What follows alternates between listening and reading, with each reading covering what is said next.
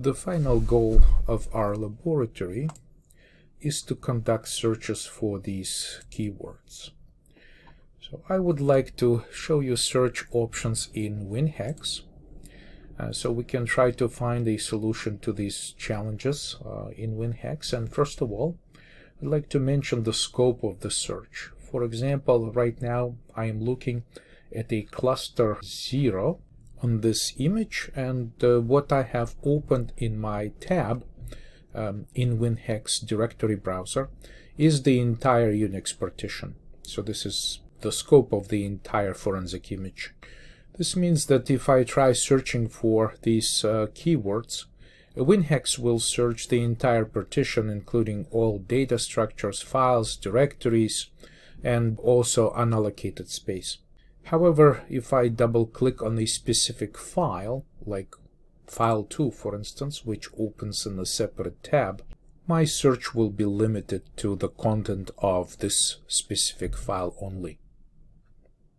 So I'll close it now and go back to our entire partition. And first option that we have here is click Search, then Find Text, which opens this Find Text dialog box. And this is not a keyword-based search. You cannot use regular expression patterns, also known as grep expression search, which we will cover soon in our course. Only plain text with some options like match case. You can choose the encoding page.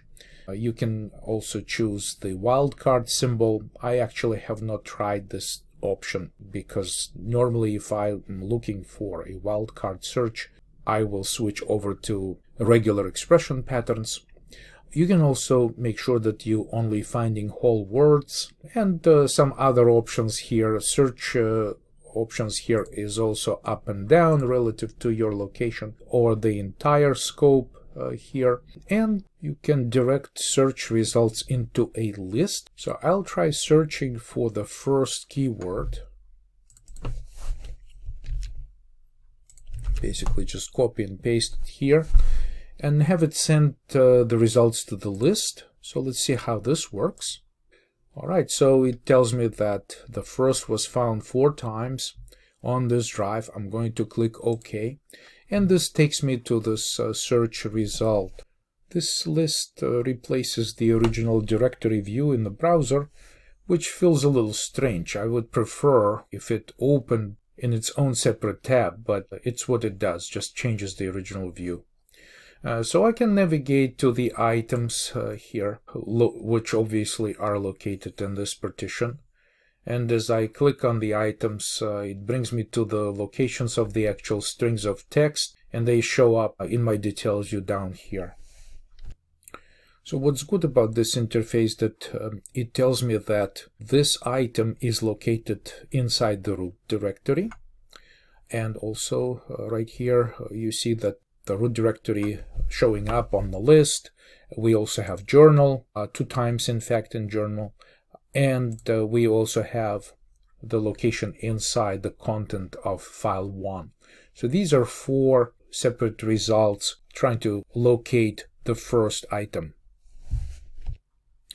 There's also absolute offset shown in the offset column right here, and currently you can see that it's using hexadecimal notation to display the offsets. These are absolute offsets from the beginning of the entire partition.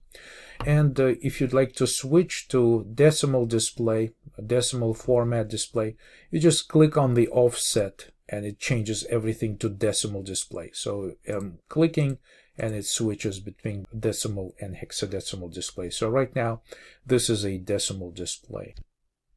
So let's see if we can specify some of the results here. The forensic software that I'm using is WinHex 15. And how many results did it produce? In my case, it's 4. The physical sector number is right here. The 165 is the block, but the sector number is 330 for this first item. How do you find byte offset in sector? Well, one possibility is that we scroll back You can see that the boundaries of sectors are shown with this horizontal line, and one possibility is to simply make a selection from the beginning to the starting character of our text. Then down here, I'll just close this interpreter. It shows me the size of the selection. So if I change the size of this selection, you can see that this gets updated. So I'm just going to change the selection block to up to the first character, and it shows me that the offset is 100. So I guess my answer here is 100. And the file name whenever available, in this case, of course, this is the root directory. And it's because the directories are stored as files. They just have certain structure. They have these directory entries in them, but internally they stored as files. So next item here points to the journal. So this is inside journal. And once again, this looks like this, and actual block is 196, but here for the sector number is 392. And the offset, again, from the boundary of the sector, if I make my selection up to the first character right here, it shows me the length of my selection is 100. So this will be another 100. So this is similar. My third item here, you see, shows up. Again, I'll scroll up to make it more accessible. Very similar appearance, also inside journal. So just copy and paste this. I think it's also 100 characters off from the beginning of the sector. And the sector number is 432.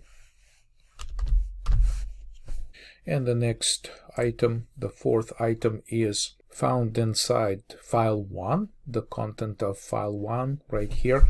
So again, this will be an offset. Let's just see how far it is, 181. So it seems like it's 181. And this is file 1. And the sector number is 2416.